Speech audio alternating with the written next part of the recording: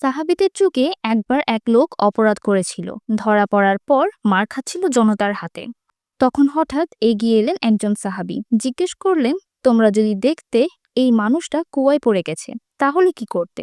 জনতা উত্তর দিল, তাকে তো অবশ্যই উঠিয়ে আনতাম। সাহাবী বললেন, তাহলে পাপের কুয়ায় পড়া এই মানুষকে টেনে তোলার দায়িত্বও কি তোমাদের নয়? অপমান নয়, তিরস্কার নয়, তাকে বুঝাও। তার পাপ তাকে কোথায় নিয়ে যেতে পারে তা তাকে মনে করিয়ে দাও। আর আল্লাহর শুকরিয়া আদায় করো, যিনি তোমাদের এখনো সেই গুনাহ থেকে বাঁচিয়ে রেখেছেন। তখন কেউ জিজ্ঞেস করল, আপনি কি তাকে ঘৃণা করেন না? তিনি বললেন, আমি তার কাজকে ঘৃণা করি, তাকে নয়। সে যদি তওবা করে ফিরে আসে তাহলে তো সে আমার ভাই। ফলে মার খাওয়া লোকটি হাউমাউ করে কাঁদতে থাকে এবং জনসম্মুখে নিজের তওবার কথা ঘোষণা করে।